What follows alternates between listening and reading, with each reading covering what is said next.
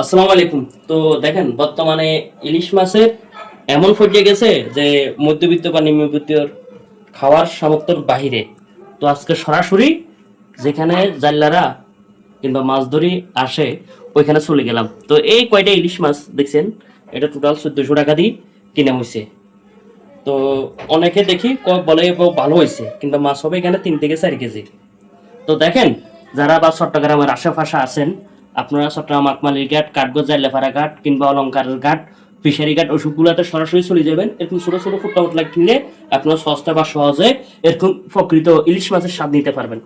এই যে দেখেন, আমি একটা ইয়াতে দেখাই, এই মাছের সাইজগুলা ডিম।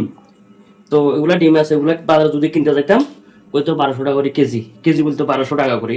তো দেখেন, এটাও একটা বড় সাইজের, মোটামুটি মিডিয়াম সাইজ যেটা ওইটা। তো এখানে আরেকটা বিষয়, এই মাছটা কি একেবারে ফ্রেশ। তো এগুলো মূলত হলে একেবারে ফরমালিন ছাড়া যে মাছ যেটা ওইটা আর কি। তো দেখেন, এখানে 4 থেকে 5 কেজি। এই যে দেখেন, হে, বাজার থেকে যদি কিনতে যাইতাম, কিনতে যাইলে বলতো যে এইটা 800 টাকা এই মাছটার দামই। তো তো তুলনামূলক কিছুটা কম পাইছি। তো আরেকটা বিষয়, টোটাল এখানে উসকে দেখলাম প্রায় 4 কেজি হবে, এজন 4 কেজি। তো 4 কেজি মাছ 1400 টাকা। তো কেমন হলো, যত চাপাই দাও। তো দেখেন, 10 চাপাই দাও তাসমি। দেখেন, তো দেখেন, জানি না 2026 সাল, এখন 28 সাল কিংবা 30 সালের দিকে এই মাছ, ইলিশ মাছ রেটটা কোন পর্যায়ে থাকে আল্লাহ জানে। কিংবা নাকি এটা শুধু ইউরোপ আমেরিকার মানুষরা খাবে, বাংলাদেশের জাতীয় মাছ ইউরোপ আমেরিকার মানুষের মনেও এই পকেটে যাবে। তো এই জিনিসটা মূলত হচ্ছে, দেখেন ইলিশ মাছ কিনতে গেলে এখানে ওই সিন্ডিকেটাররা মূলত হলে মাছগুলোর দাম বাড়ালা। যারা আমি দেখছি ঘাড়ে আড়তদার আছে, তারা ওই ডাকের মাঝে তাড়াতাড়ি করে ইয়ে করি কি দামটা বাড়ালা, তাড়াতাড়ি করে একটা সাধারণ মানুষ কিনতে গেছে কিংবা অভাবে আর রাখবে না, তাড়াতাড়ি করে রেট বাড়ালা। তো এখানে মূলত হলো ওই সিন্ডিকেটটা,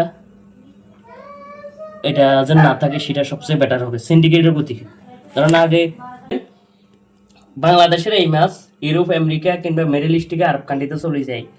তো অথচ বাংলাদেশের মানুষে খাইতে পারে না, সাধ্যের বাইরে চলে গেল।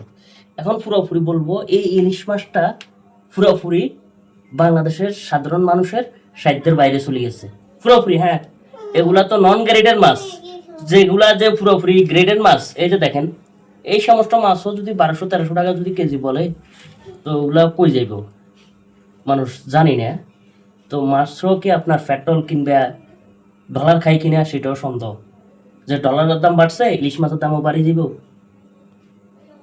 তো আগে শুনতাম যে সমুদ্রে মাছ ধরা বেশি হইলে, মাছ বেশি যদি জালে বেশি লাগে তাহলে রেট কমে। আর এখন এমন অবস্থা হয়েছে, যদি একজনের জালে যদি 10 মণ বা 20 মণ মাছও লাগে, তারপরে রেট কমবে না। কারণ রেট কমবে কি জন্য, এখন বিভিন্ন রাসায়নিক দিয়ে, বিভিন্ন দিয়ে প্রস্তুতকারক কি প্রসেসিং করে রাখতে পারে। তো আগে তো এই সিস্টেমটা ছিল না। এখন যদি মাছ যতও বেশি লাগুক, ওই সিন্ডিকেটাররা জায়গায় জায়গায় জায়গায় জায়গায় সিন্ডিকেট করে মজুত করে রাখে, তাদের ইচ্ছা মতো তারা কি বিদেশে রপ্তানি করে। তো একটা সময় টিভির একটা প্রতিবেদনে দেখলাম যে ইন্ডিয়ার দুর্গা পূজার উপলক্ষে পশ্চিমবঙ্গের মানুষকে ইলিশ মাছ পাঠানো হয় দেখলাম, কিন্তু ওই পশ্চিমবঙ্গের ইলিশগুলা ভারতের রাস্তা হয়ে যায় ইউরোপ আমেরিকার বাজারে। এই বাংলাদেশের মূলত হচ্ছে যে ভারতে যেন ইলিশ মাছ পাঠায়, অথচ ভারতীয় নাগরিকরাও পারে না, খাইতে পারে না, কিংবা এটা ইউরোপ আমেরিকান বাজারে চলেছে। আর চাঁদপুরের ইলিশের কথা কি বলবো, চাঁদপুরের ইলিশ তো এখন খাওয়াটা এটা অতি বেশি বিলাসিতা। তো যাই হোক, এখন 2026 সাল, এই 26 সালে এই ভিডিওটা দিছি, 28 সালে কিংবা 30 সালে এটার দাম কত হয় সেটা দেখবেন। আসসালামু আলাইকুম।